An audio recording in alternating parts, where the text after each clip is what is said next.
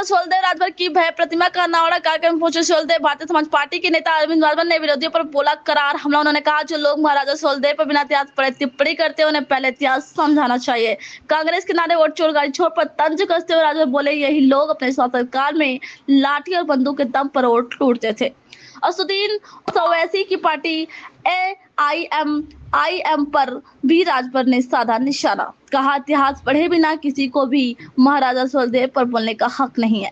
गाजीपुर में महिला सिपाही द्वारा भाजपा कार्यकर्ता की पिटाई पर अखिलेश यादव के बयान का जवाब देते हुए राजभर ने कहा जब पीडीए वर्ग की आरक्षण देने की बात आई तो अखिलेश यादव चुप्पी साध गए। उन्होंने याद दिलाया कि 2013 में इलाहाबाद हाई कोर्ट के आदेश पर अखिलेश ने सुप्रीम कोर्ट से स्टे लिया था। आप वे किस मुंह से पीडीए की बात कर रहे हैं? साफ है अरविंद राजभर का यह संदेश राजनीतिक विरोधियों के लिए सीधी चुनौती है। आज चक्रवर्ती सम्राट राष्ट्रवीर राजभर महाराजा सुहेलदेव राजभर जी की मूर्ति का अनावरण था।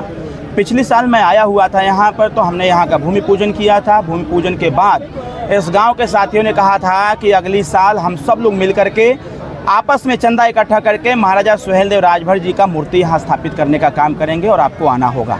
हमारे इस गांव के सम्मानित नागरिकों ने आपसी कंट्रीब्यूशन किया, सहयोग किया और सहयोग करके महाराजा सुहेलदेव राजभर जी की मूर्ति बना करके आज स्थापित करने का काम किया। उसी कार्यक्रम में हम सुहेलदेव भारतीय समाज पार्टी के हमारे पदाधिकारी, हमारे MLC महोदय, हमारे मंत्री प्रतिनिधि सभी लोग उपस्थित रहे और यहाँ का यह भव्य आयोजन कहीं न कहीं उन लोगों के लिए चुनौती भी होगा जो लोग महाराजा सुहेलदेव राजभर जी पर टिप्पणी करने का काम करते हैं।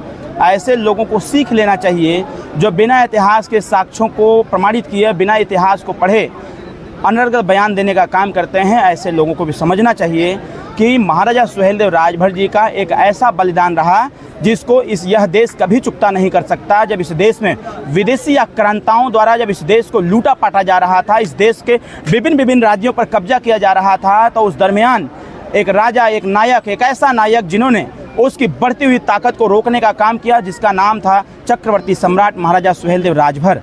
विदेशी आक्रांता सैयद शाह मसूद गाजी जब भारत में आक्रमण किया, भारत पे चढ़ाई कर रहा था और भारत के रास्ते जब नेपाल जाने का दुस्साहस कर रहा था, तो उसको नेपाल जाने से रोकने का काम किसी ने किया, तो उसका नाम चक्रवर्ती सम्राट राष्ट्रवीर राजभर महाराजा सुहेलदेव राजभर।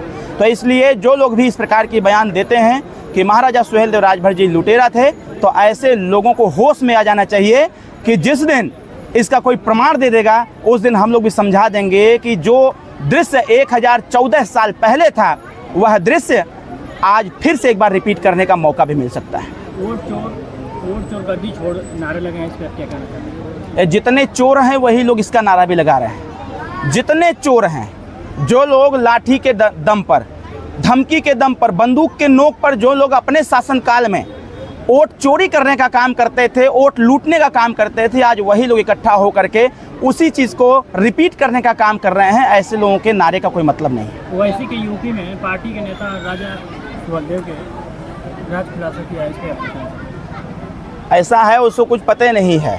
वो कह रहा है ना कि जिसने बोल दिया तो कहा कि मैंने बोल दिया बस। अरे काहे बोल दिए जी? सबसे सस्ते में राजा सुहेलदेव राजभर जी मिले हैं, तो पहले कुछ बोलने से पहले ऐसे लोगों को इतिहास के पन्नों को पढ़ना चाहिए।